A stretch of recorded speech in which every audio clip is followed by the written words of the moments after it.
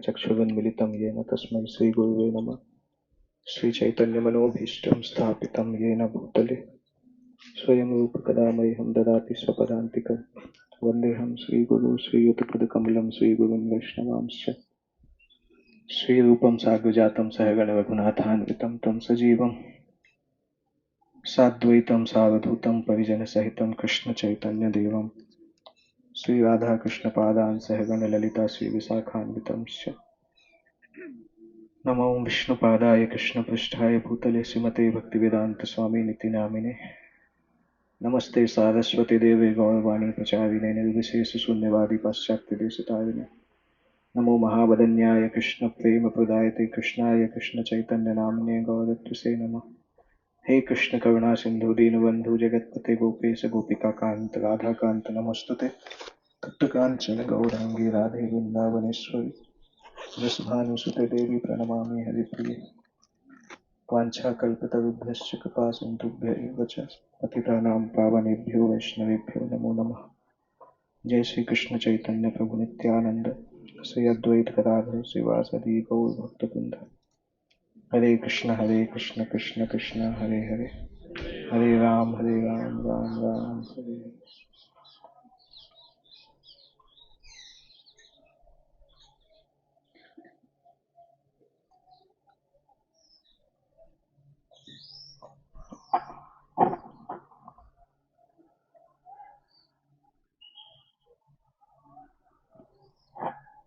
हरे Krishna.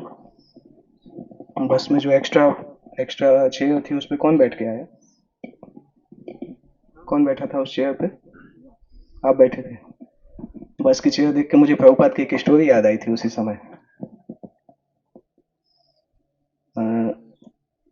New York में जब प्रभुपाद ने इस्कॉन मंदिर पहला चालू किया था तो इस्कॉन की पहली बस खरीदी गई थी उस समय।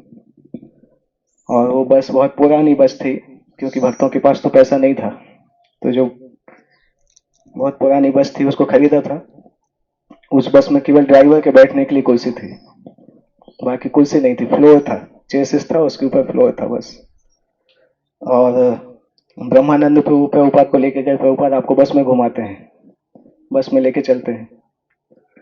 तो प्रभुपाद अंदर गए तो देखा सीट कुर्सी तो है नहीं। प्रभुपाद ने बोला कहाँ बैठेंगे, तो मंदिर के अंदर से ही कुर्सी उठा के लाए। वो प्रभुपाद के बैठने के लिए कुर्सी लाते हैं और बाकी लोग बस पे बैठते हैं जमीन में। जमीन नहीं मतलब बस की जमीन पे। तो अभी कुर्सी तो रख दिया, परंतु बस जब चल रही है तो कुर्सी हिलती है। तो प्रभुपाद फिर देखते हैं तो ब्रह्मानंद तो बहुत हेल्दी थे, तो वो खुद ही कुर्सी के बगल में बैठ के दोनों हाथ से उसको पकड़ लेते हैं कि अभी कुर्सी नहीं हिलेगी। उसके बाद जब बस चालू होती है, एक बार बस रुक जाती है फिर चालू होती है, तो पीछे से बहुत ज्यादा काला धुआं निकलता है एकाएक जो बस के पीछे से। तो प्रभुपाद उसको देख के बोलते हैं लुक्स लाइक एन इंडियन बस। और उनके शिष्य खुश हो जाते हैं कि प्रभु कम से कम प्रभु, उनको पता नहीं रहता इंडियन बस कैसी है, तो वो सोचते हैं कुछ ना कुछ इंडियन है जिससे जिससे प्रभुपाद ने तुलना किया है। वो खुश हो जाते हैं, बहुत अच्छा है, कम से कम इंडिया इंडिया की किसी चीज से तुलना किया है। जब वो लोग इंडिया आके देखते हैं तो उनको समझ में आता है कि प्रभुपाद ने ऐसा क्यों बोला था लुक्स लाइक एन इंडियन बस। तो नहीं, हमारी बस तो अच्छी थी, वो तो चेयर एक्स्ट्रा थी इसलिए मुझे वो ध्यान आ गया वो स्टोरी, चेयर एक्स्ट्रा चेयर को देख के। तो आप सभी लोगों ने नरसिंह देव की मूवी देखी है ना? सबने, सब लोग देख चुके? नहीं देखा आपने? अभी एक दो दिन ही बाकी हैं, 13 तारीख के बाद एंड होने वाली है वो। 14 तारीख को सब थिएटर से निकल जाएगी लगभग। उसमें से एक प्रश्न है मुझे, देखते हैं किसने अच्छे से देखा था वो, किसने अच्छे से देखी है मूवी। अगर उस मूवी को आप देखेंगे तो जब भगवान नरसिंह देव दर्शन देते हैं या जब गुस्से में रहते हैं तो सारे देवता डरते हैं और प्रहलाद नहीं डरते हैं। प्रहलाद उस समय डांस करते, मतलब कहीं भागवतम में तो आता है कि प्रहलाद नरसिंह देव को देख के नृत्य करते रहते हैं। मूवी में उस तरह से नहीं दिखाया, पर मैं ये पूछना चाहता हूँ कि प्रहलाद प्रहलाद क्यों नहीं डर रहे थे और बाकी लोग क्यों डर रहे थे? मूवी में एक सीन है इस तरह से आया है जिसको अगर ध्यान से देखा होगा तो पता चलेगा। हाँ, प्रहलाद महाराज को जब पूछा कि आप कैसे क्यों नहीं डरे, तो उन्होंने बताया था कि मैंने भगवान का सिर्फ चरण कमल ही देखे थे, उसके अलावा कुछ देखा ही नहीं था। Good answer. Actually Shridhar Swami Maharaj जो हैं, जिन्होंने भागवतम पे कमेंट्री लिखा है, उन्होंने उन्होंने यही आंसर बताया था कि बाकी देवता नरसिंहदेव के मुख को देख के बहुत डर रहे थे, परंतु प्रहलाद महाराज ने मुख के साथ साथ उनके चरणों को भी देखा, और चरणों को देखा तो वो समझ गए, क्योंकि कुछ समय पहले ही उन्होंने भगवान का दर्शन किया था डायरेक्टली। तो उन्होंने सेम चरणों को देखा। तो बोलते भी हैं ब्रह्मा जी से कि आप लोग डर क्यों रहे हैं, तो वो ही व्यक्ति हैं, उससे डरने की क्या जरूरत है। और साथ साथ भले ही नरसिंहदेव सभी को उस रूप में दिखाई दे रहे थे, परंतु प्रहलाद महाराज को नरसिंहदेव वैसे ही दिखा रहे थे जैसे जैसे बच्चा अपनी माँ को देखता है, उस प्रकार से नरसिंहदेव को देख पा रहे थे वो। इसलिए भागवतम में एक जगह प्रभुपाद जी लिखते हैं, प्रहलाद महाराज का स्पेशल वात्सल्य रस जैसा था। हम कई बार हम सोचते हैं प्रहलाद तो केवल मेडिटेट करते थे, परंतु आप 7वें स्कंद में 4थे अध्याय में जहाँ पे प्रहलाद के गुण लिखे हैं, वहां पे प्रभुपाद जी एक जगह लिखते हैं कि प्रहलाद भगवान के साथ वात्सल्य रस में थे। और ये वात्सल्य ऐसा नहीं था कि प्रहलाद अपने आप को भगवान का पिता मानते थे, भगवान को ही पिता मानते थे, परंतु भगवान उनको शांत रस में स्वीकार नहीं करते थे। भगवान उनको अपने बच्चे के जैसा प्रेम करते थे। तो वो मूवी जब मैं दो दो बार देखा, तब मुझे प्रश्न आया कि ऐसा क्या था प्रहलाद महाराज के अंदर कि भगवान उस लिमिट तक उनसे आकर्षित थे। मतलब यहाँ तक भी बोला गया है कुछ कुछ शास्त्रों में, नरसिंह पुराण में ऐसा भी बोला गया है कि ब्रह्मांड में उपस्थित सारे भक्तों में प्रहलाद सबसे प्रमुख भक्त थे। और इनफैक्ट शंकर जी ने इस प्रकार से बोला भी था एक बार कि वैकुंठवासियों से भी ज्यादा, क्योंकि नारद मुनि ढूंढ रहे थे कि भगवान की कृपा किसको सबसे ज्यादा मिली है, तो शंकर जी ने बोला कि वैकुंठवासियों के पास जाना चाहिए, लक्ष्मी जी को सबसे ज्यादा कृपा मिली होगी भगवान की। पर जब नारद मुनि वैकुंठ जाने लगे, तो फिर शंकर जी खुद ही बोलते हैं, नहीं नहीं नहीं, लक्ष्मी से ज्यादा कृपा प्रहलाद को मिली है। क्योंकि जब भगवान नाराज थे तो लक्ष्मी तो पास में नहीं जा पा रही थी, प्रहलाद ने भगवान को शांत किया था। और जब प्रहलाद के पास जाते हैं नारद मुनि, तो प्रहलाद महाराज विनम्रता के कारण बोलते हैं, एक्चुअली वो तो भक्ति नहीं थी, वो तो 5 साल का बच्चा था, मुझे पता ही नहीं था भक्ति कहलाता क्या है। वो तो थोड़ा सा आकर्षण था उसी समय, और उस आकर्षण के कारण भगवान आ गए। उसके बाद तो भगवान कभी आए नहीं मेरे पास।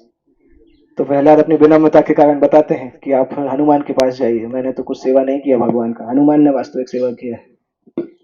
बहुत अच्छा ग्रंथ है वो, बृहद भागवतम ग्रंथ। इसी सीक्वेंस में चलता है। सबसे पहले साउथ इंडियन ब्राह्मण के पास जाते हैं, फिर वो उनको एक राजा के पास भेजता है, राजा इंद्र के पास भेजता है, इंद्र जो है ब्रह्मा जी के पास भेजते हैं, ब्रह्मा जी शंकर जी के पास भेजते हैं, शंकर जी फिर प्रहलाद के पास भेजते हैं, प्रहलाद हनुमान जी के पास भेजते हैं, हनुमान जी पांडवों के पास भेजते हैं, पांडव द्वारकावासियों के पास भेजते हैं, द्वारकावासी उद्धव के पास भेजते हैं, उद्धव गोपियों के पास भेजते हैं। तो उस पूरा ग्रंथ में 7 अध्याय हैं जो इस थीम को कवर करते हैं। तो प्रहलाद का स्थान भूलोक मतलब भौतिक ब्रह्मांड में जो भक्त हैं उनमें प्रहलाद का स्थान सबसे ऊंचा आता है। ऑब्वियसली अगर आध्यात्मिक संसार में चर्चा करेंगे तो गोपियों का नाम सबसे ऊंचा आता है, परंतु जिनका जन्म इस संसार में हुआ, भौतिक संसार में, ऐसे भक्तों में प्रहलाद का नाम टॉप मोस्ट आता है। और प्रहलाद का यूनिक डिवोशन इस तरह से भी माना जाता है कि जब वो भगवान के ध्यान में रहते थे तो उनको पता ही नहीं चलता था कि बाहर की दुनिया में क्या चल रहा है। उस मूवी में जो बताया है ना, बहुत कुछ ऑथेंटिक तरीके से बताया, क्योंकि भागवत पुराण के अलावा नरसिंह पुराण और पद्म पुराण से भी उन्होंने लिया है। तो जो एक सीन उसमें आता है जहाँ पे समुद्र में प्रहलाद को फेंका जाता है, वो सीन भागवत पुराण में एग्जैक्टली बहुत डिटेल में नहीं आता है, एक दूसरे पुराण में उसका वर्णन आता है। उसमें आता है कि प्रहलाद को पता ही नहीं था कि समुद्र में फेंका भी गया, क्योंकि जब उसे उनको नाव में ले जा रहे थे उसी समय से उन्होंने आंख बंद करके ओम नमो भगवते वासुदेवाय का जप करना चालू कर दिया। जब उनको सांप से लपेटा गया और छोड़ा गया उनको पता ही नहीं था। उनकी आंख तभी खुली जब वरुण देव ने बोला। उस मूवी में दिखाया है कि आपको याद ही नहीं कि आप समुद्र की गहराइयों में थे। दैट मीन्स वो ऐसी अवस्था में थे कि उनको जीवित रहने के लिए सांस लेने की जरूरत नहीं थी, केवल भगवान के नाम के द्वारा जीवित थे। तो उस तरीके का भगवान के नाम के प्रति आकर्षण इतना इतना आसान नहीं, बहुत दुर्लभ आकर्षण है। क्योंकि हम देखते हैं नाम जप करते समय हम तो बहुत सेंसिटिव होते हैं, थोड़ा सा मच्छर भी काट लेता है तो हमारा नाम जप आंखें खुल जाती हैं। बहुत मुश्किल होता है, कभी अब मक्खियां ज्यादा हो टेम्पल हॉल में तो जप करना मुश्किल होता है। तो वो उस तरीके का कंसंट्रेशन अगर आप देखें तो बहुत यूनिक है भक्तों के अंदर ऐसा कंसंट्रेशन मिलना कि वो समुद्र के अंदर डूबते जा रहे हैं, उनको होश ही नहीं है। तो इसलिए उनके चरित्र को ध्यान से समझना चाहिए। तो वो मूवी देख के आने के बाद मैंने सेवेंथ कैंटो में ये चैप्टर खोल के देखा कि प्रहलाद महाराज के अंदर है क्या ऐसा। तो फिर मैं ये करीब 16 श्लोक हैं 7वें स्कंद के चौथे अध्याय के 31 श्लोक से लेके 46 श्लोक तक भगवान विष्णु प्रहलाद के गुणों की तारीफ करते हैं। मतलब नारद मुनि तारीफ कर रहे हैं और नारद मुनि बता रहे हैं कि भगवान विष्णु तारीफ कर रहे हैं। श्रीमद् भागवतम इसी तरह से चलता है कि ओरिजिनली भागवतम किसके बारे में बोला जा रहा है, सूत गोस्वामी बोल रहे हैं सौनक ऋषि से। अभी 7वां स्कंद जो है, 7वें स्कंद में ये सूत गोस्वामी सौनक ऋषि से वो कथा सुना रहे हैं जो कि सुखदेव गोस्वामी ने परीक्षित महाराज को सुनाई थी। अभी परीक्षित महाराज को सुखदेव गोस्वामी वो कथा सुना रहे हैं जो नारद मुनि ने युधिष्ठिर को सुनाई थी। और नारद मुनि युधिष्ठिर को कथा सुनाते हैं, वो कथा है हिरण्यकश्यपु हिरण्याक्ष की कथा है। अभी हिरण्यकश्यपु जब अपनी माँ से बात करता है तो हिरण्यकश्यपु कथा सुनाता है यमराज की, और राजा का नाम क्या था, सुयज्ञ, राजा सुयज्ञ की पत्नियों से बात होती है। और यमराज जब कथा सुनाते हैं तो उसमें कुलिंगा वर्ड की बात होती है। तो वो एक के अंदर एक लूप है जो कथाएं चल रही हैं। अगर सीक्वेंसली नहीं पढ़े तो कंफ्यूज हो गए, मुझे लगता है कंफ्यूज हो ही गए होंगे आप लोग सीक्वेंस को सुन के कि क्योंकि एक के अंदर एक कथा चलती रहती ना। तो ये कथा ओरिजिनली चल रही है, नारद मुनि युधिष्ठिर महाराज को सुना रहे हैं। और नारद मुनि वो कथा सुना रहे हैं कि जब हिरण्यकश्यपु ने पूरे ब्रह्मांड के आतंकवादी बन गए, इंटर यूनिवर्सल टेररिस्ट बन गए थे हिरण्यकश्यपु। तो देवता लोग बहुत परेशान हो गए और भगवान के पास जाते हैं, संग भगवान विष्णु के पास जाते हैं। तो भगवान विष्णु के दर्शन नहीं होते हैं उनको। भगवान कभी कभी दर्शन देते थे, कभी कभी अपनी वाणी से आदेश देते थे। तो इस बार पर्टिकुलरली भगवान दर्शन नहीं देते हैं, और परंतु भगवान अपनी आवाज से बताते हैं, भगवान ध्वनि से बताते हैं। कभी कभी जब भगवान ज्यादा नाराज होते हैं तो देवता लोग जाके प्रार्थना करते रहते हैं, भगवान दर्शन भी नहीं देते हैं, बोलते भी कुछ नहीं। फिर ब्रह्मा जी को अलग से जाके ध्यान करना पड़ता है, तब भगवान ब्रह्मा जी को ध्यान में कुछ बताते हैं। ऐसा हुआ था जब रावण ने बहुत आतंक किया था और इंद्र भगवान विष्णु के से मिलने गए थे, तो भगवान मिलने के लिए भी तैयार नहीं हुए थे और दर्शन भी नहीं दिए, आवाज भी नहीं। उल्टे जब इंद्र को जब रावण ने पकड़ लिया था तो भगवान विष्णु मुस्कुरा रहे थे कि अपने पापों का फल भुगत रहा है। इंद्र को समझ में नहीं आया मैंने पाप कौन सा किया है। पर इंद्र ने जब ब्रह्मा जी के पास जाके पूछा तो उन्होंने बोला आपने अहिल्या के साथ जो किया था उसके कारण रावण ने आपको पकड़ा है, आपके उस कर्म का फल है, इसलिए भगवान विष्णु ने आपकी मदद ही नहीं की। तो फिर इंद्र को लगा कि अच्छा है, अच्छा हुआ रावण से हार गया, कम से कम भगवान तो अभी जो नलीफाई हो गया, भगवान जो नाराज थे वो तो नलीफाई हो गया कम से कम। तो यहाँ पर भगवान देवताओं से बोलते हैं कि मैं ऑलरेडी देख रहा हूं कि हिरण्यकश्यपु के आतंक के बारे में मुझे सब पता है, मेरे सीसीटीवी कैमरा सब जगह लगे हुए हैं। आप लोग अगर नहीं भी आओगे तो भी मुझे पता है कि हिरण्यकश्यपु क्या कर रहा है। मैं केवल उस दिन का वेट कर रहा हूं जब वो अपने पुत्र के प्रति अपराध करेगा। अच्छा, हिरण्यकश्यपु के कितने पुत्र थे? 4 5 और कितना है बोलना है? एक था, दो, 3 कौन बोलने वाला है?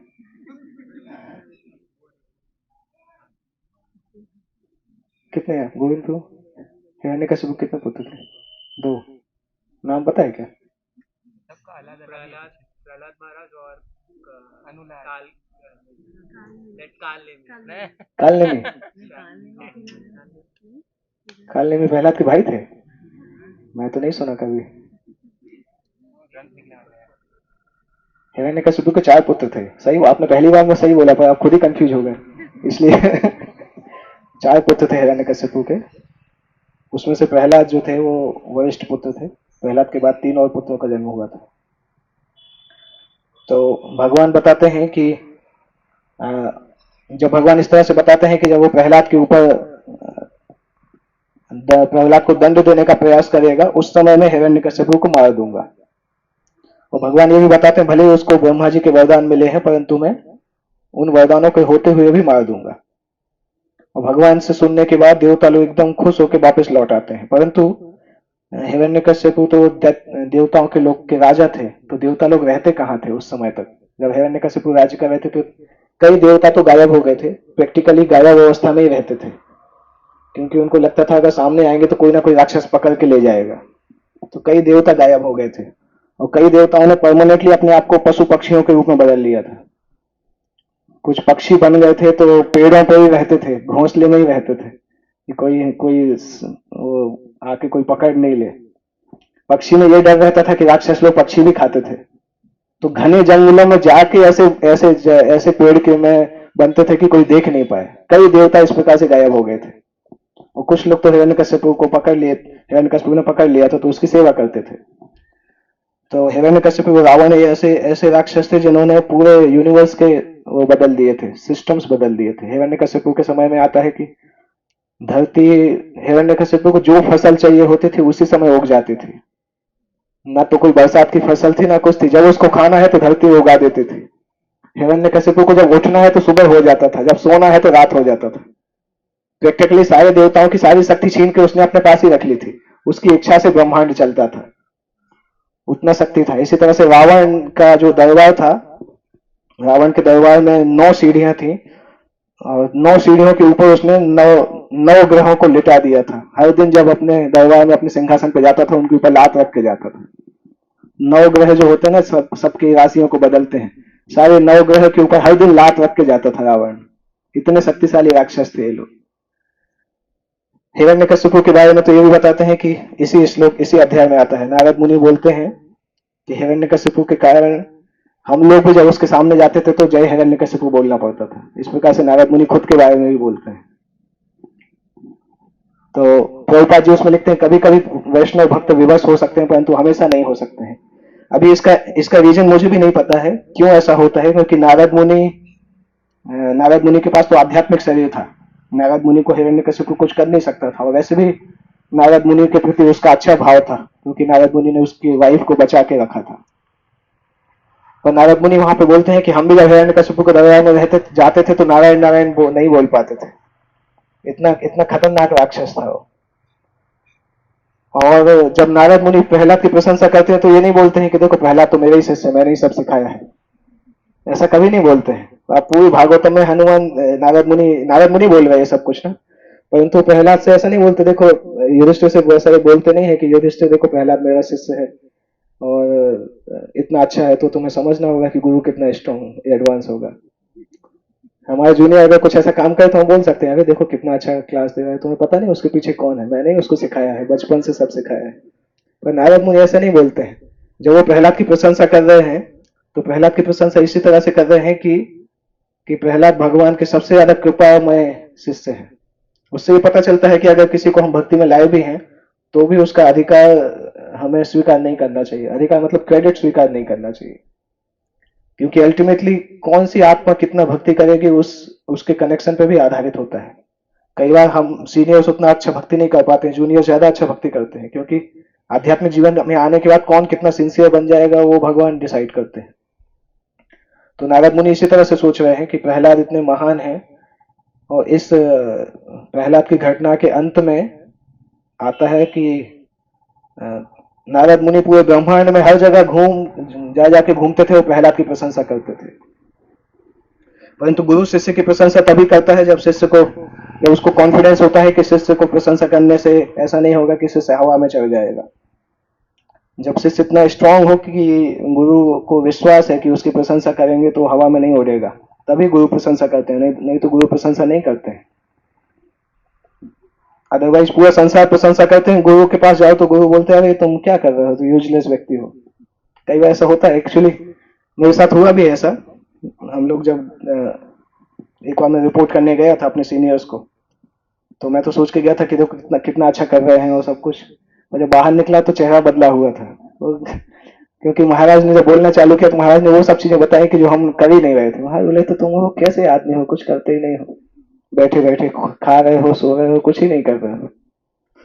तो कभी कभी हम अपने उसमें ही रहते हैं कि देखो मैं कितना कर रहा हूँ, कितना कर रहा हूँ, परंतु आध्यात्मिक गुरु को पता है कि अगर इसको हम प्रशंसा कर देंगे तो इसका गुब्बारा फूलने लगेगा, इसलिए वो प्रशंसा नहीं करते हैं, वो गुब्बारा को खत्म करके भेजते हैं, क्योंकि वो कार्य है आध्यात्मिक गुरु का। प्रहलाद इतने इतने उच्च स्तर पे पहुंच गए हैं कि नारद मुनि उनकी ओपनली प्रशंसा कर रहे हैं। और यहाँ पर भगवान विष्णु प्रहलाद के गुणों का वर्णन करते हैं। उन गुणों को हम जस्ट देखेंगे, कितना जितना समय है हमारे पास उतने समय में। तो आप अगर आपके पास भागवतम है मोबाइल में तो खोल सकते हैं 7वें स्कंद में 4था अध्याय, श्लोक संख्या 31 से स्टार्ट करेंगे। ब्रह्मण्यः शील संपन्नः सत्यसंधो जितेन्द्रियः आत्मवत् सर्वभूतानाम् एकप्रिय सुहृत्तमः दासवंसन्नतायान्घ्रिः पितृवद्दीनवत्सलः भ्रातृवत्सदृशे स्निग्धो गुरुस्वीश्वरभावनः विद्यार्थ जन्माढ्यो मानस्तंभ विवर्जितः। 31 और 32 श्लोक में प्रहलाद के कितने 6-8 गुण बताए गए हैं। पहला गुण है ब्रह्मण्य, फिर शील संपन्न, फिर सत्य संध जितेंद्रिय। ब्राह्मण्य शब्द का मतलब होता है अच्छा ब्राह्मण, या ऐसा व्यक्ति जो कि ब्राह्मणिकल स्टैंडर्ड्स को पालन करता है और ब्राह्मणिकल स्टैंडर्ड्स ब्राह्मणों को सम्मान करता है, उसको ब्राह्मण्य बोला जाता है। यहाँ पे ये चीज ध्यान देने योग्य है कि प्रहलाद ब्राह्मण है नहीं, प्रहलाद दैत्य वंश में है, असुर असुर वंश के राजकुमार है, परंतु उनको ब्राह्मण्य बोला गया है क्योंकि जन्म से डिसाइड करना, केवल जन्म से डिसाइड करना मुश्किल होता है। प्रहलाद के कारण पूरा असुर कोई ब्राह्मण बन गया, इसलिए प्रहलाद को ब्राह्मण्य बोला गया है। प्रहलाद के वंश में आप देखेंगे तो प्रहलाद के पुत्र विरोचन थे, उसके बाद बलि महाराज थे, दो दो महाभागवत, एक ही फैमिली में दो दो महाजनों का जन्म हुआ। 12 में से 2 महाजन प्रहलाद की फैमिली के ही हैं, प्रहलाद और बलि। और उसके बहुत साल बाद उसी वंश में एक और राक्षस का जन्म हुआ था ना फिर से, क्योंकि वो पूरा वंश हमेशा भक्तों का वंश नहीं था। बलि महाराज के जाने के बाद फिर से उसमें कुछ कुछ राक्षस आने लगे थे और फिर से वो राक्षस वंश में बदल गया था। कौन प्रहलाद के वंश में किसको जन्म हुआ था? जिसको कृष्ण भगवान ने जिसको मारा था, उसकी भुजाएं काटी थी, बाणासुर। 1000 भुजाएं थी ना उसकी, भगवान ने उसकी 996 भुजाएं काट दी थी। मारा केवल इसीलिए नहीं था क्योंकि प्रहलाद के वंश में जन्म हुआ था। भगवान ने शपथ लिया था कि प्रहलाद के वंश में जिसका जन्म होगा उसको मैं मारूंगा नहीं। तो प्रहलाद का पहला गुण है कल्चर्ड एज ए गुड ब्राह्मण। दूसरा गुण इसमें लिखा है शील संपन्न। शील संपन्न का मतलब जो व्यक्ति, शील शब्द जो है, शील शब्द का मतलब होता है जिसका व्यवहार हर प्रकार के लोगों के साथ उपयुक्त होता है। शास्त्र ऐसा बताते नहीं है कि उसका हर प्रकार के लोगों के साथ व्यवहार स्वीट होता है, क्योंकि कभी कभी शील व्यक्तियों को भी व्यवहार स्वीट नहीं करना होता है। इसलिए शास्त्र बताते हैं शील का मतलब है ऐसा व्यक्ति जो हर व्यक्ति के साथ उपयुक्त व्यवहार करे, शास्त्र उपयुक्त व्यवहार करे। अब वो शास्त्र उपयुक्त व्यवहार अच्छा भी हो सकता है, खराब भी हो सकता है, क्योंकि कुछ कुछ ऐसे लोग होते हैं जिनके साथ खराब व्यवहार भी करना पड़ता है, तो वो भी शीलता के अंदर आता है। तो प्रहलाद का गुण आता है शील संपन्न। इसके ऊपर शील गोपाल भट्ट गोस्वामी ने जो पुस्तक लिखी है उसमें बहुत डिटेल में इसका वर्णन आता है कि शील का मतलब क्या कहलाता है। शीलता, सुशील हम बोलते हैं, सुशील नाम भी होता है, सुशील इसी से आता है। सुशील मतलब जिसका व्यवहार बहुत अच्छा होता है। तो व्यवहार किसके साथ?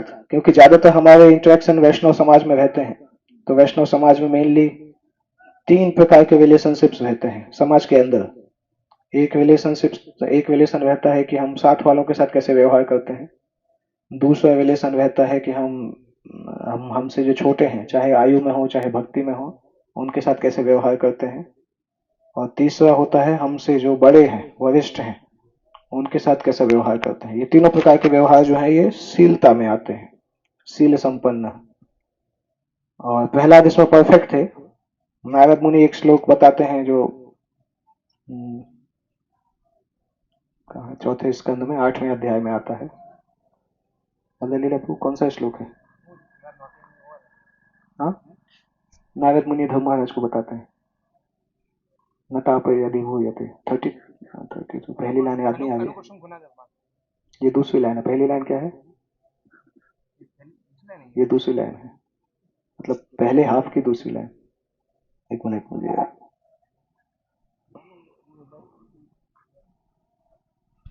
हाँ, गुणाधिकम मुदम लिप्सेत, गुणाधिकम मुदम लिप्सेत अनुक्रोशम गुणाधमात मैत्रीम समानम अन्विच्छेत न ताप यदि हूयते। चौथे स्कंद 8वें अध्याय में 32 या 34 ऐसा कुछ श्लोक होगा। तो नारद मुनि उसमें बताते हैं शीलता का वर्णन, और उसमें बताते हैं कि अगर कोई व्यक्ति सुशील है तो उसको संसार के तापों का प्रभाव नहीं पड़ता है कभी, अगर वो 3 प्रकार से कार्य करना जानता है। पहला है गुण अधिकम मुदम लिप्सेत, जब कोई वो अपने से ज्यादा गुणवान व्यक्ति को देखता है तो उसको देख के प्रसन्नता होती है, बहुत प्रसन्नता होती है कि हमसे गुणवान कोई व्यक्ति हमारे सामने आया। दूसरा है अनुक्रोशम गुणाधमात, हमसे कम गुणों वाला व्यक्ति जब सामने आता है तो उसके ऊपर दया की भावना या उसको हेल्प करके ऊपर उठाने की भावना। तीसरा मैत्रीम समाना मन विच्छेद, हमारे समान गुण वाला कोई व्यक्ति है तो उससे मैत्री करना चाहिए। अगर किसी के अंदर ये 3 गुण है तो उसको संसार के ताप कभी प्रभावित नहीं करते। प्रभुपाद जी तात्पर्य में लिखते हैं कि भौतिक संसार में इसका अपोजिट होता है। जब हमसे ज्यादा गुणवान हमारे सामने आता है तो हमें बहुत ज्यादा ईर्ष्या लगता है कि कैसे ये मुझसे आगे है, कैसे मुझसे ज्यादा गुणवान है। परंतु हमें भूल जाते हैं गुणवान का गुण भगवान से आता है, तो गुणवान व्यक्ति से ईर्ष्या करना मतलब भगवान कृष्ण से ईर्ष्या करना होता है। बराबर है, देखते कब तक बराबर रहता है। कर सकते हो तो हाँ, भौतिक संसार में हम अपने से गुणवान व्यक्ति को जब देखते हैं तो तुरंत ईर्ष्या होती है कि ये हमसे गुणवान कैसे है, तो हम उसका स्थान, उसको नीचे गिरा के उसके स्थान पे हम जाना चाहते हैं, जिसके कारण से समस्याएं होती है, मतलब मानसिक समस्या होती है। भौतिक संसार में ये भी होता है, हमसे कोई कम गुणवान होता है, कोई जूनियर होता है तो उसको एक्सप्लॉइट करने का प्रयास करते हैं, और जो जब कोई इक्वल होता है तो इक्वल से बहुत जलन होती है हमें। जलन इन द सेंस, ज्यादातर आप देखेंगे वैष्णव समाज में जो कॉन्फ्लिक्ट होते हैं ना वो इक्वल्स के बीच में ही होते हैं, क्योंकि इक्वल्स में हम फील नहीं कर पाते, हमें लगता है कि वो इक्वल मेरे बराबर कैसे है, समहाउ तो मुझे उससे ऊपर होना चाहिए। इसलिए आप देखेंगे ज्यादातर लड़ाइयां भक्तों के बीच में इक्वल्स में होती है। सीनियर से तो लड़ाई हो नहीं सकती है, व्यक्ति अगर कोई सीनियर बहुत सीनियर होता है तो हम समझ सकते हैं ठीक है वो है, उसके बराबर हम हो ही नहीं सकते, तो ईर्ष्या करके क्या करेंगे। और जूनियर जब हमसे आगे निकलता है तब ईर्ष्या होती है, परंतु इक्वल्स में बहुत जल्दी लड़ाइयां होती है, इक्वल्स के साथ हमारी सेटिंग भी नहीं बनती है। और इसीलिए जब हमें इक्वल्स के साथ मैत्री नहीं होती है तो ज्यादातर वैष्णव जीवन स्ट्रगल में ही निकल जाता है। हम कभी वैष्णव धर्म का जो वास्तविक रस है उसको प्राप्त नहीं कर पाते हैं। तो नारद मुनि इसलिए बताते हैं कि अगर कोई इन 3 चीजों को जानता है तो वो संसार के तापों से बाहर चला जाएगा, परंतु ये तीनों चीजें प्राप्त करना वास्तविकता में, आध्यात्मिकता में एडवांस करने के बाद ही हो सकता है, ऐसे आर्टिफिशियली प्राप्त नहीं हो सकता है। व्यक्ति को क्लियरली पता होना चाहिए कि किस प्रकार से हम साथ वालों के साथ जब हैं तो कैसे व्यवहार करते हैं। ओके, जब हम साथ वालों के साथ हैं तो कैसे व्यवहार करते हैं, जब किसी सीनियर्स के साथ होते हैं तो कैसा व्यवहार करते हैं, जूनियर्स के साथ होते तो कैसा व्यवहार करते हैं। प्रहलाद एक्चुअली इन सब में बहुत संपन्न थे, इसलिए उनका ये गुण माना गया है, शील संपन्न। तीसरा गुण प्रहलाद का है सत्यसंध। सत्यसंध का मतलब होता है जो कि आध्यात्मिक सत्य को समझने के लिए पूरी तरह से डिटरमाइंड है, दृढ़ प्रतिज्ञ है कि हम आध्यात्मिक सत्य को समझ के रहेंगे। प्रैक्टिकली प्रहलाद को देखा जाए तो उन्होंने मां के गर्भ में ही शुद्ध भक्ति को प्राप्त कर लिया था। देखने से बाहर निकले तो शुद्ध भक्ति थे वो। हमारे केस में ऐसा है कि हम ऑलमोस्ट 1/3 जीवन जीने के बाद ही भक्ति में आए हैं, कुछ लोग 50% लाइफ जीने के बाद भक्ति में आए हैं, कुछ लोग 60-70% लाइफ जीने के बाद आए हैं। तो उस तरीके से आशा करना थोड़ा कठिन होता है, क्योंकि हमने पहले ही बहुत सारी चीजें ऐसी सीख ली हैं जो कि डिलीट करना मुश्किल होता है। और अभी जब भक्ति करते हैं तो लगता है कि शायद नहीं सीखा होता तो अच्छा रहता है, क्योंकि अभी हमें उसमें ज्यादा समय लग रहा है जो हमें अपनी मेमोरी से डिलीट करना है। कृष्ण भक्ति तो डालना दूर की बात है, पर जो पहले से डला हुआ है उसको डिलीट नहीं कर पा रहे हैं अभी। और सोशल मीडिया के युग में वो चीजें और बढ़ती जा रही हैं अंदर, कि कृष्ण भक्ति के साथ हम उतने नहीं पढ़ते हैं जितने इंस्टाग्राम के वीडियोस देखते हैं। और उसमें हम यही देखते हैं कि ट्रंप ने 50% टैरिफ लगा दिया, अभी इंडिया किसके पास जाएगा, अभी जो है कौन है, नरेंद्र मोदी जी अभी चाइना जा रहे हैं, तो ब्रिक्स बनेगा, फिर यूएस का वो कम होगा, और होता है तो मूवीज की तरफ जाते हैं, नहीं तो पॉलिटिक्स की तरफ जाते हैं, अलग अलग चीजें हैं। तो ये सब चीजें हमारे दिमाग के स्पेस को भर रही हैं, क्योंकि दिमाग तो उतना ही है ना। और फिर जब दिमाग में इन सब चीजों से स्पेस भर जाता है तो कृष्ण भक्ति का स्पेस कहाँ बचेगा। प्रहलाद का दिमाग इस तरह से था कि कृष्ण भक्ति के अलावा कुछ था ही नहीं उनके जीवन में, मतलब इस तरीके से डेडिकेटेड थे। आप देखिए एक सीन उसमें आता है मूवी में, जब वो पूछते हैं, जो उसको पहाड़ से नीचे गिराने वाले होते हैं, वो एक प्रश्न पूछते हैं कि अगर इस बार भगवान ने नहीं बचाया तो क्या होगा। तो प्रहलाद बोलते नहीं बचाया तो नहीं बचाया, क्या समस्या है। तो इस तरह से बोलना बोलना तो आसान है, प्रहलाद के गुणों की तारीफ करना आसान है, प्रहलाद के जैसे बनना बहुत कठिन है। तो उस तरीके से बोलना बहुत डीप उसकी कन्विक्शन की जरूरत पड़ती है। जैसे प्रहलाद को कष्ट मिले ना, अगर हमारे साथ ऐसा हो तो हम तो बोलेंगे, अरे 2-3 बार बोल लेंगे हिरण्यकशिपु क्या समस्या है, घर के अंदर बैठ के 16 माला करेंगे, बाहर नहीं बताएंगे, बाहर जाएंगे तो जय हिरण्यकशिपु बोलेंगे, वो अंदर रहेंगे तो हरे कृष्ण महामंत्र करेंगे। हमारे लिए तो ऐसा हो सकता था, क्योंकि हम सोचते जिंदगी बचाना बहुत जरूरी है, ये सब तो चलता ही रहेगा। क्या कहे, अब सर्वत्र यही गुणवान हिरण्यकशिपु है भगवान। हम तो मन तो सीख जाते और गाने गाने लगते। पर प्रहलाद के केस में ऐसा नहीं था। जैसे कभी कभी हम बोलते हैं कि क्या जब समस्याएं आएंगी तो कैसे करेंगे, और तो प्रहलाद उस सब लिमिट से बाहर थे, क्योंकि वो जब व्यक्ति मरने से ही नहीं डरता है तो फिर किस चीज से डरेगा। सबसे बड़ा डर व्यक्ति को मृत्यु का ही होता है ना। अगर किसी को मृत्यु से ही डर नहीं लगता है तो फिर वो किस, इसलिए तो वो लोग भी भक्त बन गए जो उसको पहाड़ी से नीचे फेंकने आए थे, क्योंकि उन्होंने बोला जब इसको मारा ही नहीं जा सकता है तो फिर इसको फेंक के करेंगे क्या। और वो खुद ही बोल रहा है कि नहीं नहीं आप तो फेंके, आपको तो ड्यूटी है, आपको तो आज्ञा दिया गया है। तो ऐसा कोई व्यक्ति हमारे सामने आएगा तो हम खुद ही भक्त बन जाएंगे। मतलब इतना कन्विक्शन देख के नेचुरली व्यक्ति भक्त बन सकता है कि वो मृत्यु से ही नहीं डर रहा है। जब उसको अग्नि में बिठाया जा रहा है तो ये बोल रहा है कि बुआ को मत बिठाओ। हम अगर होते तो क्या बोलते, नहीं मुझे नहीं जाना है, बोलते नहीं मुझे बिठा दो, बुआ को मत बिठाओ, बुआ जल जाएंगे। तो क्या, जब व्यक्ति मृत्यु के उससे बाहर चला जाता है तो फिर उसको संसार में कोई चीज का डर नहीं है, तो प्रैक्टिकली वो मुक्त आत्मा जैसा हो जाता है। तो अगर बारीकी से देखेंगे प्रहलाद की लाइफ को तो पता चलेगा कि क्या एक्चुअली भक्ति क्या है। वो मैंने भागवतम इसके पहले कई बार पढ़ा है, तो 7वां स्कंद भी पढ़ा है, पर जब उस मूवी को देखा तब मुझे पहली बार थोड़ा क्लिक हुआ कि प्रहलाद का चरित्र है क्या। उसके पहले थोड़ा बहुत कभी लगता भी था कि हाँ हम भी थोड़ा बहुत तो भक्ति कर ही रहे हैं। वो प्रहलाद के चरित्र को देखने के बाद लगा है कि हम तो सो ही कर रहे हैं, भक्ति के नाम पे कुछ नहीं कर रहे हैं, क्योंकि भक्ति के लिए गुण दिखाई नहीं दे रहे हैं। थोड़ा सा हमारा शरीर यहाँ ऊपर नीचे होता है तो भक्ति ऊपर नीचे हो जाती है, हिल जाती है पूरी। तो हम किस लेवल पे भक्ति कर रहे हैं। इसलिए तो बोलते हैं जब हम ऐसे भक्तों के संपर्क में आते हैं ना तो हम एकदम जमीन पे आ जाते हैं, दिमाग ठिकाने पे आ जाता है कि भक्ति कहलाती क्या है। अदरवाइज कई बार हम फील करते हैं कि हमें तो 20 साल तो हो ही गया भक्ति करते करते, 16 माला करते करते 18 साल हो गया है, जो मिलता है वो तारीफ भी करता है कि प्रभु जी तो अच्छा प्रचार कर रहे हैं और भक्ति अच्छा कर रहे हैं। तो हमें भी थोड़ा बहुत लगने लगता है कि हाँ तो थोड़ा तो कर ही रहे होंगे, भले 99 तक नहीं पहुंचे हैं परंतु हो सकता है 50-60 तक तो पहुंच ही गए हों।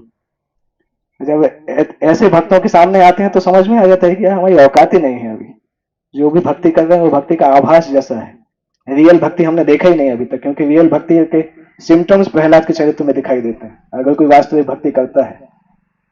और चूंकि वो सिम्टम हमारे में दूर दूर तक नहीं दिखते हैं, इसलिए बहुत बहुत कुछ करना बाकी है। शुद्ध भक्ति इतना आसान नहीं है।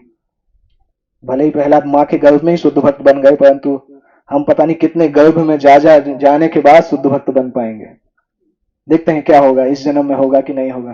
पर अभी तो मंजिल दूर लगती है, इतनी आसान नहीं लगती है। तो प्रहलाद पूरी तरह से आध्यात्मिक सत्य के लिए डिटरमाइंड थे। चौथा है जितेंद्रिय।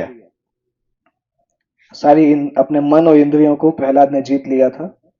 उसके बाद 5वां गुण आता है आत्मवत सर्वभूता नाम। सारे जीवों में वो भगवान के दर्शन करते थे, सुपर सोल परमात्मा के दर्शन सभी जीवों के अंदर करते थे।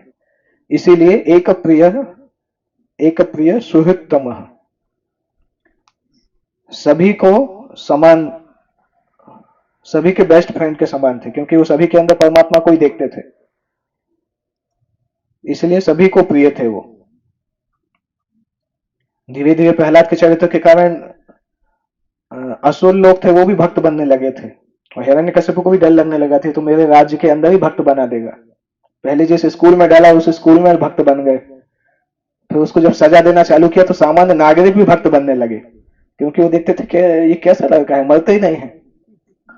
तो प्रहलाद के, भगवान विष्णु ने जिस प्रकार से लीला किया प्रहलाद के द्वारा, तो प्रचार की जरूरत ही नहीं पड़ी, प्रहलाद को देख के ही लोग भक्त बन गए कि इस प्रकार से कैसे कोई व्यक्ति हो सकता है।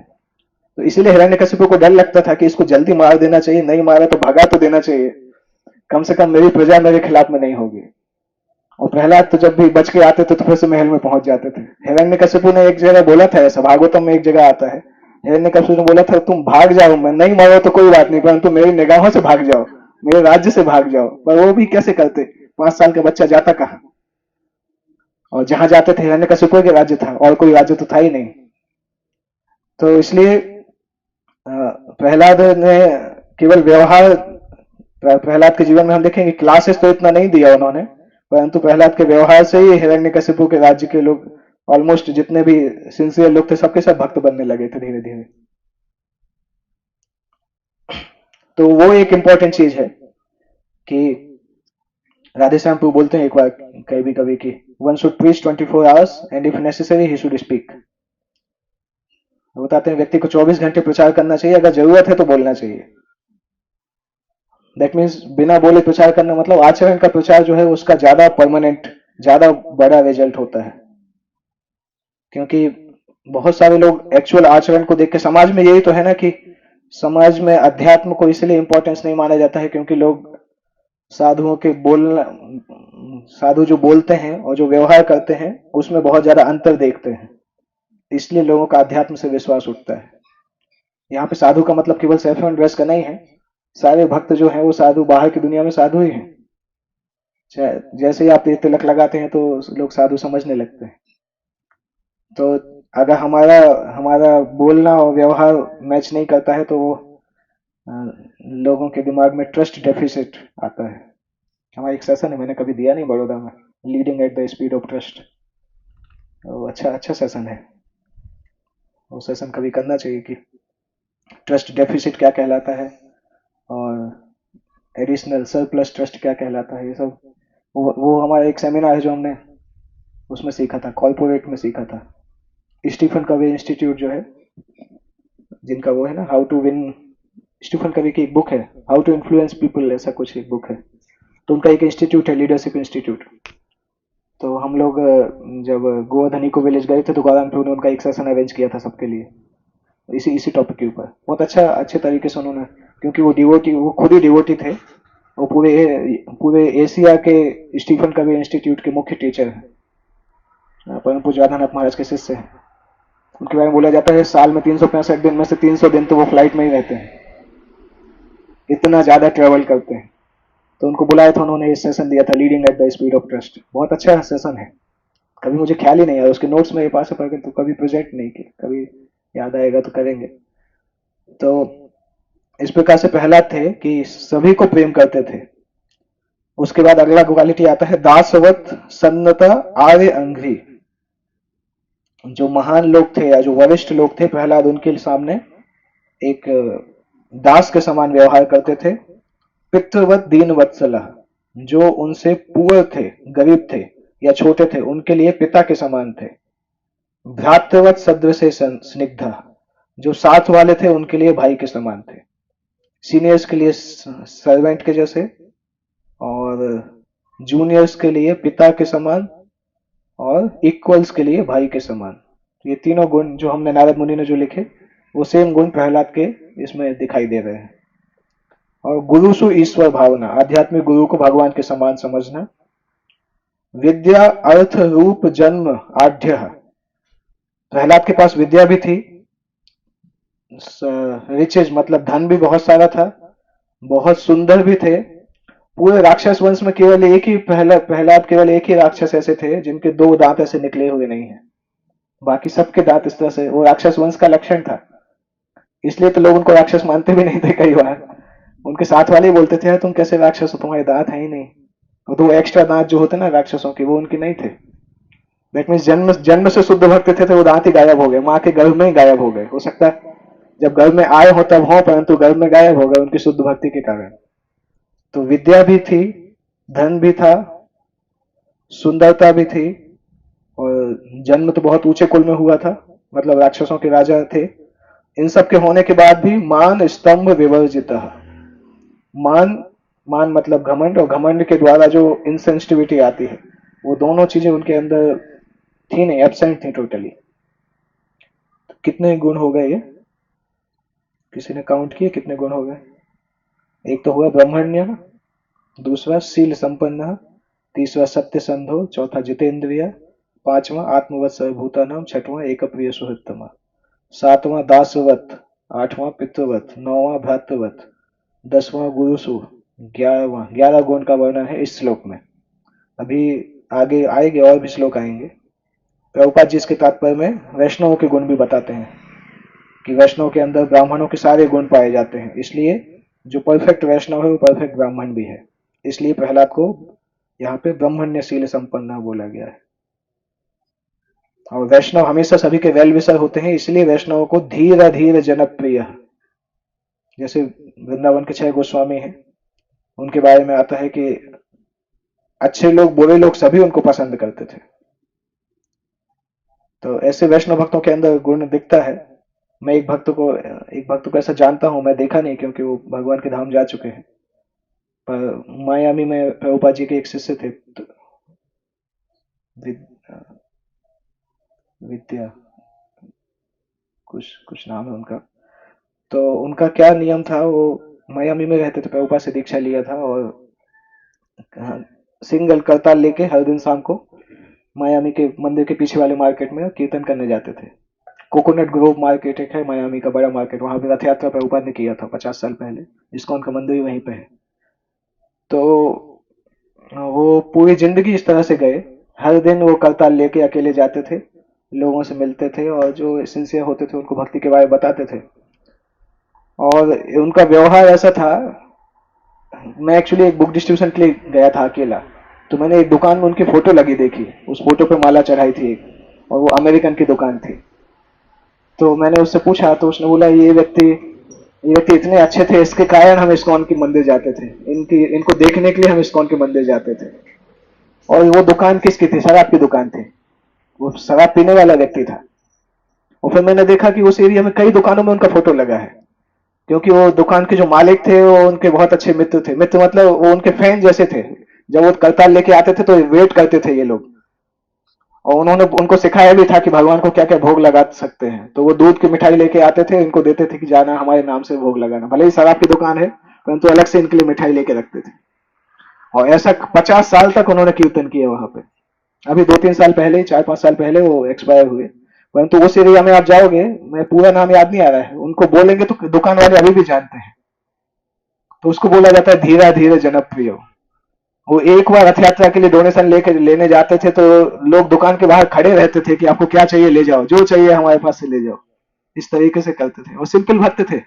वो केवल कीर्तन करते थे 2-3 घंटे हर दिन, उनका नियम था। शाम को 4 बजे मंदिर से निकलते थे, 7-8 बजे तक कीर्तन करते थे उसी एरिया में, समुद्र के किनारे, सी बीच के किनारे किनारे जाके कीर्तन करते थे। वो चाहे अमेरिकन हो, चाहे यूरोपियन हो, चाहे इंडियन हो, सभी उनको प्रेम करने लगे थे।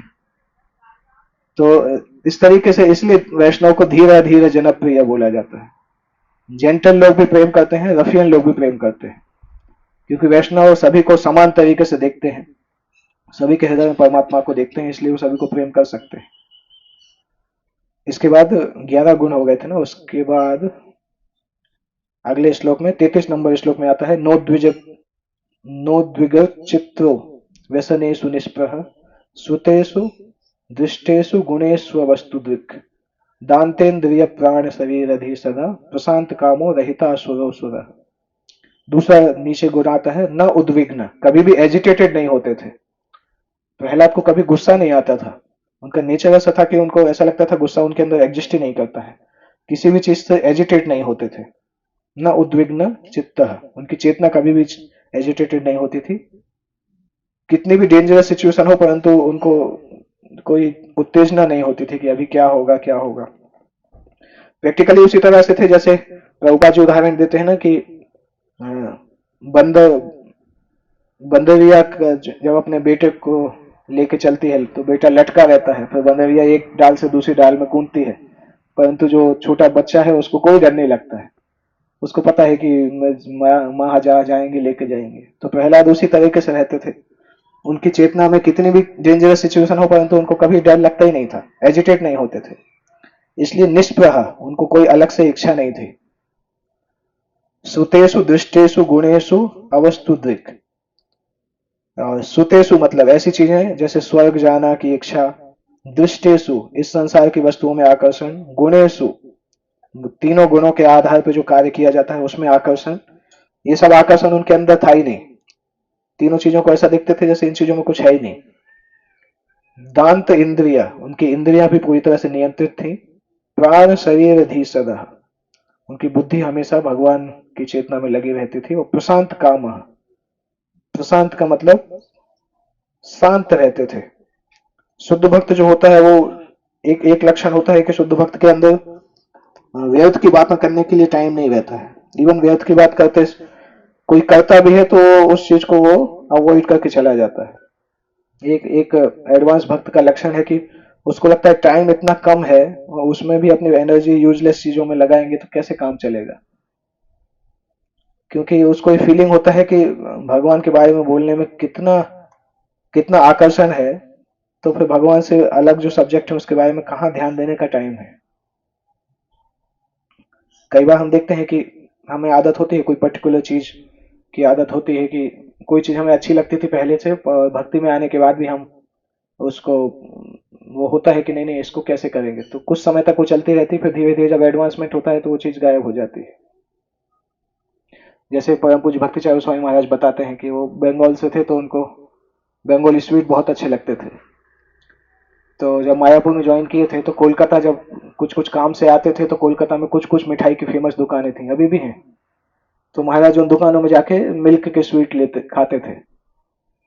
और महाराज खुद ही बताते हैं, एक बार मैंने प्रभुपाद से पूछा, प्रभुपाद मैं इस तरह से रोक नहीं पाता हूँ, स्वीट खाने की इच्छा होती है तो कोलकाता में जाके स्वीट शॉप में स्वीट खाता हूँ।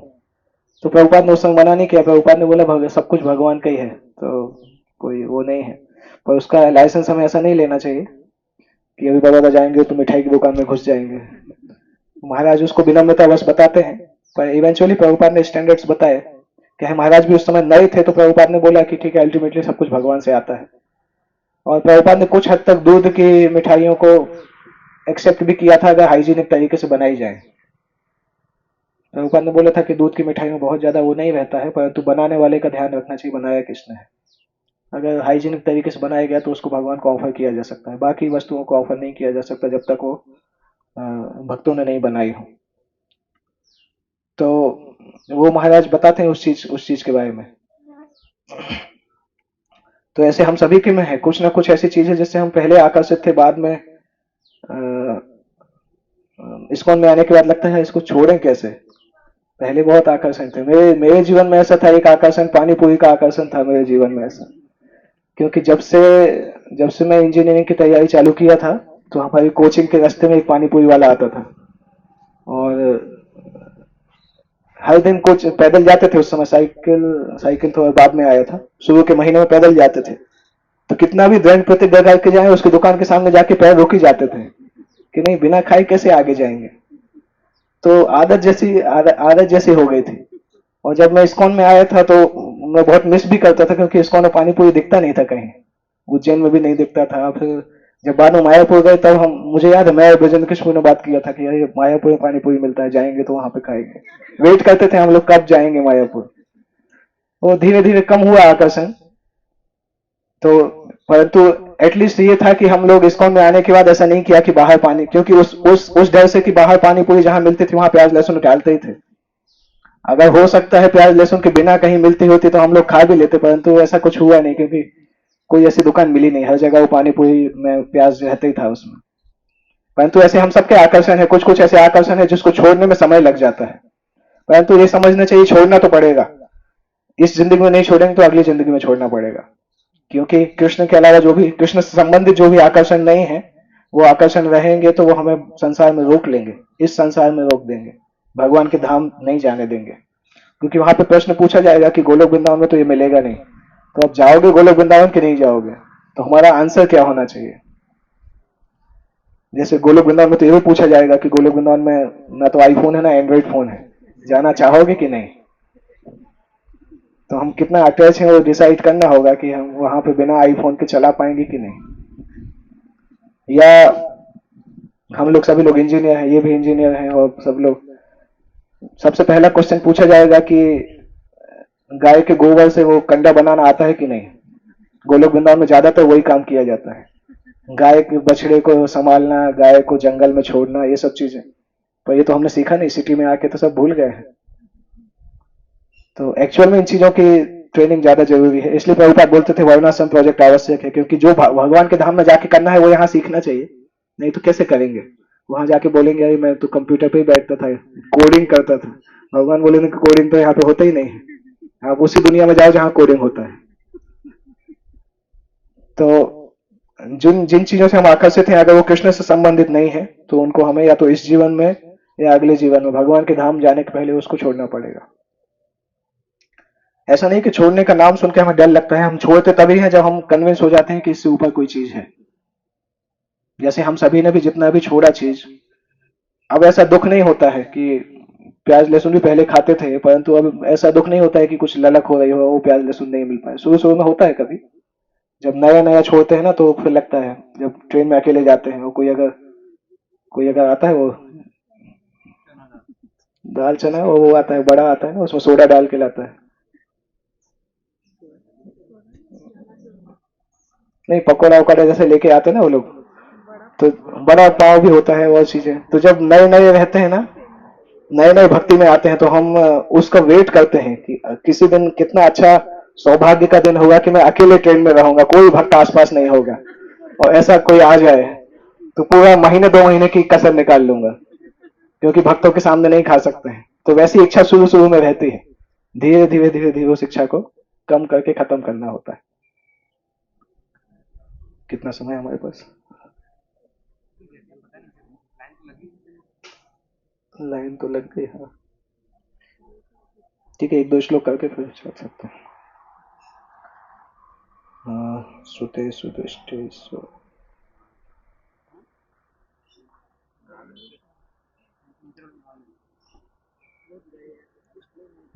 सामान्यतः असुरों के अंदर लक्षण होता है कि वो वैष्णवों के लिए ईर्ष्यालु होते हैं। प्रहलाद के अंदर वो लक्षण भी नहीं था, और प्रहलाद भौतिक क्रियाकलापों में, कर्म कांड में भी विश्वास नहीं करते थे।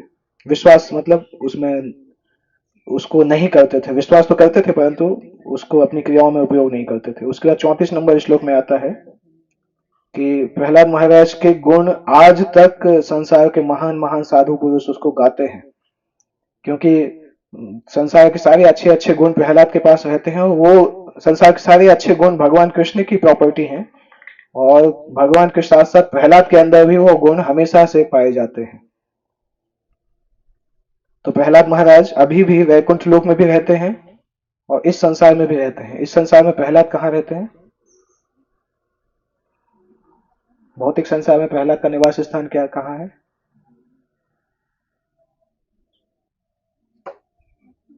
किसी को पता है? बलि बलि का निवास स्थान कहाँ है भौतिक संसार? पाताल लोक नहीं है, सुतल लोक है। तो प्रहलाद वही बलि महाराज के राज्य में ही रहते हैं। प्रहलाद सुतल लोक में निवास करते हैं और वैकुंठ लोक में भी निवास करते हैं, क्योंकि प्रहलाद के अंदर ये गुण है कि साइमल्टेनियसली अलग अलग स्थानों पर रह सकते हैं, भगवान के जैसे एक्सपेंड कर सकते हैं अपने आप को। ये गुण प्रहलाद के अंदर है। सामान्यतः ये गुण भगवान के अंदर रहता है, परंतु भगवान के इतने इंटेंस कोई अगर भक्त हो तो उनके अंदर भी ये गुण आ सकता है। उसके बाद नारद मुनि नहीं, उसके बाद भगवान विष्णु बता रहे हैं कि किसी भी असेंबली जहां पर साधु साधु के बारे में बताया जाता है, तो राक्षस लोग भी, चाहे राक्षस हो चाहे देवता हो, सभी प्रहलाद की प्रशंसा करते हैं। राक्षस इस तरह से प्रशंसा करते हैं कि खतरनाक था, उसने हमारे पूरे वंश को मार डाला, परंतु एटलीस्ट प्रहलाद की विष्णु भक्ति की तो प्रशंसा करते हैं सभी लोग। जैसे प्रहलाद को उस मूवी में बताया गया था ना, प्रहलाद को कुल्हाड़ी बोला गया था, भगवान विष्णु को कुल्हाड़ी बोला गया था और प्रहलाद को लकड़ी बोला गया था। शुक्राचार्य शुक्राचार्य बोलते हैं या हिरण्यकश्यप बोलते हैं, वो भागवतम के श्लोक में से आता है। उस श्लोक में आता है कि ये राक्षस वंश जो है, राक्षस वंश चंदन के पेड़ के जैसा है, क्योंकि सारे राक्षस चंदन के जैसे महकते रहते हैं। इस प्रकार से हिरण्यकश्यप सोचता था। और इस चंदन के वृक्ष, चंदन के जंगल को काटने के लिए भगवान विष्णु कुल्हाड़ी के रूप में, कुल्हाड़ी के जैसे हैं, परंतु कुल्हाड़ी तब तक काम नहीं कर सकते जब तक कुल्हाड़ी का हत्था नहीं हो। तो भगवान विष्णु ने इसी चंदन के वृक्ष की एक लकड़ी को अपना हत्था बनाया, उसके द्वारा उसी चंदन के वन को खत्म कर रहे हैं। मूवी में इसका वर्णन आता है परंतु इतना डिटेल में नहीं आता है। ये श्लोक भागवतम में है, या तो हिरण्यकशिपु या शुक्राचार्य, दो में से कोई इस श्लोक को बोलते हैं कि प्रहलाद उसी चंदन के वन की लकड़ी के समान है जिसको विष्णु ने यूज किया है और उसके द्वारा इसी वन को खत्म कर रहे हैं। तो असुर लोग भी भगवान की तारीफ करते हैं। इनफैक्ट एक जगह आता है जहां पे हिरण्यकशिपु प्रहलाद की बहुत बुराई करते हैं और सरस्वती देवी उनकी तारीफ करती है, प्रहलाद की गुण उन्हीं उन्हीं श्लोकों के द्वारा प्रहलाद की तारीफ करती है। हिरण्यकशिपु एक जगह भगवान विष्णु की भी बुराई करते हैं, जहां पे वो हिरण्याक्ष की मृत्यु होती है और अपनी माँ और बहू को उपदेश देते हैं, वहां पे भगवान विष्णु की बुराई करते हैं। सरस्वती देवी उस भगवान को ग्लोरीफाई करती है। आगे भगवान विष्णु बता रहे हैं कि प्रहलाद के इतने सारे गुण हैं कि मैं भी बोलने में अक्षम हूं। प्रहलाद के गुणों के बारे में पूरी तरह से बताने में मैं भी सफल नहीं हो सकता हूं। प्रहलाद का कृष्ण के प्रति इतना आकर्षण, नेचुरल आकर्षण था, जैसा क्या लिखा है, नैसर्गिकी रति है, वासुदेवे भगवती यस्य नैसर्गिकी रति। प्रहलाद के लिए भगवान विष्णु के लिए प्रहलाद का आकर्षण इस प्रकार से था जैसे लोहा जो है नेचुरली चुंबक से आकर्षित होता है। लोहा और मैग्नेट के बीच में जो आकर्षण है वो नेचुरल आकर्षण माना जाता है। इसी प्रकार से प्रहलाद का आकर्षण भगवान विष्णु के लिए नेचुरल आकर्षण था। प्रहलाद को खुद ही समझ में नहीं आता था कि आकर्षण कहां से आया, परंतु प्रहलाद रोक नहीं पाते थे अपने आप को भगवान विष्णु से प्रेम कर किए बिना, इसलिए उसको नैसर्गिक रति बोला जाता है। अगले श्लोक में और नारद मुनि एक और चीज से तुलना करते हैं, न्यस्त क्रीडन को बालो जड़वन तन मनस्तया कृष्ण ग्रह ग्रहित आत्मा। नारद मुनि बताते हैं कि कभी कभी जब कोई व्यक्ति अजीब सा काम करता है तो ऐसा लगता है जैसे उसको कोई राक्षस ने पकड़ लिया हो। भूत प्रेत बाधा आती है ना, कि भूत बाधा आ गई है। तो इसी प्रकार से नारद मुनि बता रहे हैं प्रहलाद के व्यवहार से लगता था जैसे वो कृष्ण ने उनको पकड़ लिया है। कृष्ण ग्रह ग्रहित आत्मा, जैसे कोई भूत प्रेत के द्वारा आकर्षित होता है, पूरी तरह से कैप्चर हो जाता है, उसी तरह से कृष्ण ने पूरी तरह से प्रहलाद को कैप्चर कर लिया था। इसलिए प्रहलाद को किन किन चीजों में अच्छा नहीं लगता था, छोटे बच्चों को जिन जिन चीजों में अच्छा लगता है प्रहलाद को अच्छा नहीं लगता था। क्या है, न्यस्त क्रीडन को बालो।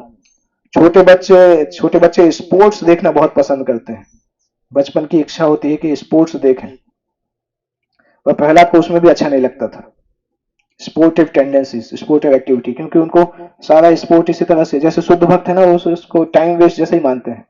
जब प्रभुपाद हवाई गए थे तो उन्होंने देखा था ना कि बीच पे सब लोग, हजारों लोग बीच पे घूमते रहते थे, सर्फिंग करते थे। तो प्रभुपाद मॉर्निंग वॉक में बोलते थे, देखो all these are suffering, all these people are suffering. उनके शिष्य ने बोला प्रभुपाद वो सफरिंग नहीं है, सर्फिंग। उन्होंने सोचा शायद प्रभुपाद को बोलने में मिस्टेक हो गया, तो शिष्य आके समझाते हैं, Prabhupada they are not suffering, they are surfing. Prabhupada बोलते, for you they are suffering, for me they are suffering. Ultimately भौतिक संसार के स्पोर्ट टाइम वेस्ट जैसे ही है। जैसे हम में से कई लोग जो हमारी उम्र के होंगे, वो लोग क्योंकि हमने बचपन में सचिन तेंदुलकर को बहुत देखा है, तो बहुत नेचुरल आकर्षण है सचिन तेंदुलकर के लिए। जितना कृष्ण के लिए प्रहलाद का आकर्षण था ना, उतना हमारा सचिन तेंदुलकर के लिए आकर्षण है। परंतु आकर्षण खत्म करना होगा। हम में से कुछ का आकर्षण शाहरुख खान के लिए हो सकता है, किसी का सलमान खान के लिए हो सकता है, किसी का ऋतिक रोशन के लिए हो सकता है, और जो नए होंगे उनका हो सकता है रणवीर सिंह के लिए हो उतना। परंतु ये सारे आकर्षण खत्म करना होगा, क्योंकि ये सब इस संसार के लोग हैं, 20, 30, 40 साल बाद सब खत्म होने वाले हैं। तो वो आकर्षण हमें कृष्ण के लिए ट्रांसफर करना होगा। प्रहलाद को स्पोर्ट्स में कोई आकर्षण नहीं था, छोटे बच्चे थे तब भी। जड़वत तन मनस्तया, और जब उनके मित्र लोग ये सब खेलते रहते थे तो प्रहलाद कृष्ण की डॉल के साथ खेलते थे। कृष्ण ग्रह ग्रहित आत्मा, उनका माइंड पूरी तरह से कृष्ण के द्वारा कैप्चर कर लिया गया था, इसलिए उनको पता ही नहीं चलता था संसार कैसे चल रहा है। संसार में केवल रहते थे परंतु उनको पता नहीं चलता था कि संसार कैसे चल रहा है, क्योंकि उनका माइंड पूरी तरह से कृष्ण ने कैप्चर कर लिया था। ये महाभागवत का साइन होता है, क्योंकि महाभागवत हर जगह कृष्ण को देख पाता है। बहुत अच्छा गीत उसमें बनाया है, जो मूवी में जो ओम नमो भगवते वासुदेवाय का जो लिरिक्स है ना, उसको अच्छा लिरिक्स बनाया है उसका। प्रभुपाद के तात्पर्य में से उसको लिखा है कुछ कुछ कई चीजें उसमें। तो महाभारत का लक्षण होता है कि कृष्ण को सब जगह देख पाते हैं। ये श्लोक किसको याद है? हल्द लीला प्रभु मनमोहन प्रभु के अलावा ब्रह्म संहिता का एक श्लोक है जिसमें शुद्ध भक्त के बारे में बताया जाता है कि वो भगवान को अपने हृदय में हमेशा दर्शन करते हैं। कोई है जिसने याद किया है? गोविंद प्रभु, भगवान श्याम सुंदर को हमेशा हृदय में दर्शन करते हैं, ऐसा कोई श्लोक सुना है? थोड़ा दिमाग में याद है कुछ? ब्रह्म संहिता याद करनी चाहिए एक्चुअली। प्रेमान जन छुरित भक्ति विलोचने न संत सदैव, याद आया?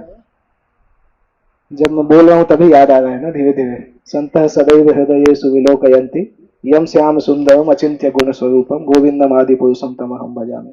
लास्ट लाइन सबको याद रहता है क्योंकि हर दिन सुबह सुनते हैं वो गोविंदम आदि पुरुषम में। इवन दर्शनार्थी में भी कितने लोग हैं जिनको वो श्लोक याद है जो बजता है? दर्शनार्थी में जो दो श्लोक बजते हैं वो श्लोक हैं क्या? वो श्लोक याद है?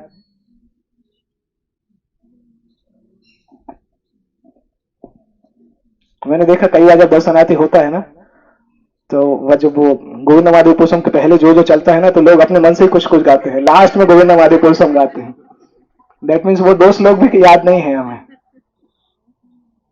एक तो वेणु कोनंतम अरविंद दलाय ताक्षम, वो श्लोक है कंदर्प कोटि कमनीय विशेष शोभा। और उसके बाद दूसरा श्लोक है अंगानी यश सकलेन्द्रिय वृत्तिमंती पश्यंती पांति चरयंती कलम जगंती। याद है श्लोक? कम से कम वो दो श्लोक तो याद कर लीजिए, हर दिन हम गाते हैं उसको।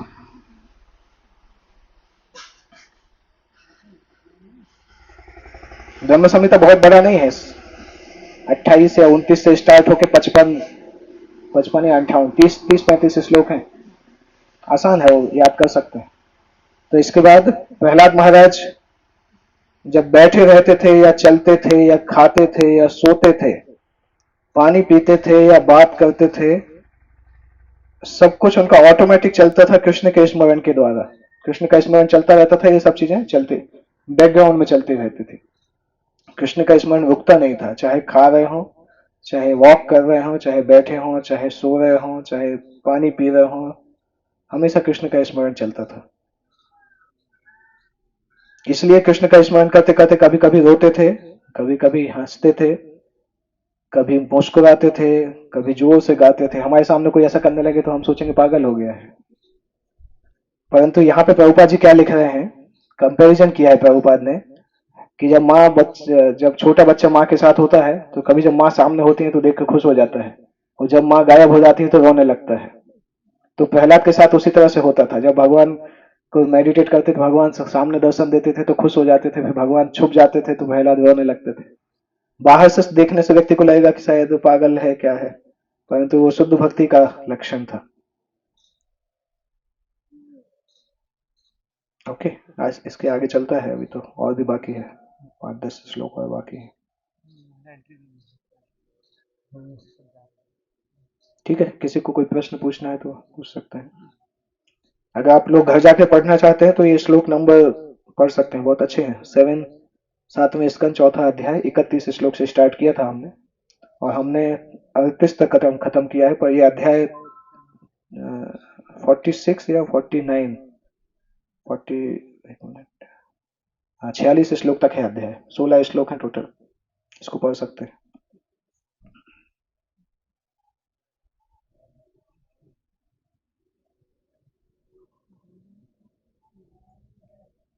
एक बार पता कर सकते हैं क्या चालू हुआ दर्शन? यस प्रभु, आप कुछ पूछे? जैसे प्रहलाद महाराज बचपन से भक्त थे, हाँ, तो उनका कोई पूर्वजन्म का कोई शास्त्रों में उल्लेख है, जैसे नारद मुनि का था? हाँ, नरसिंह पुराण में प्रहलाद के पूर्व जन्म का उल्लेख आता है, परंतु वहां पे समझाया भी जाता है कि प्रहलाद भगवान के नित्य सिद्ध भक्त भी हैं। प्रहलाद की पर्सनालिटी के अंदर दो दो अलग अलग आत्माएं थी जिन्होंने उस रोल किया। तो उसमें से एक जो इस भौतिक संसार के थे वो ऐसे थे कि पिछले जन्म में वो और उनकी वुड बी वाइफ पत्नी होने वाली जो थी वो साथ में गए थे एक बार जंगल में। और जंगल में फिर बारिश होने लगी थी या कुछ प्राकृतिक डिस्टरबेंस हुआ था तो रात में उनको एक खंडहर था, उस खंडहर में वो लोगों को रुकना पड़ा था।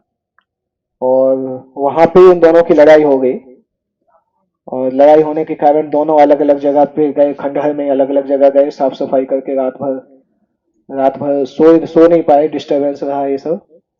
और दूसरे दिन उठ के वापस आ गए। ये घटना आता है नरसिंह पुराण में।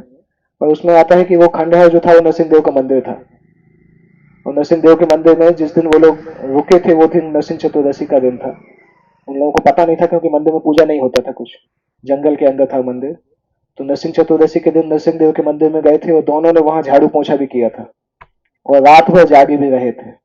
तो इन सब का कंबाइंड फल मिलके प्रहलाद प्रहलाद महाराज को इतना पुण्य मिला कि वो प्रहलाद के रूप में कन्वर्ट हो गए। वो अनजाने में छोटी सी भी सेवा मतलब उसका बहुत अच्छा फल होता है। हाँ,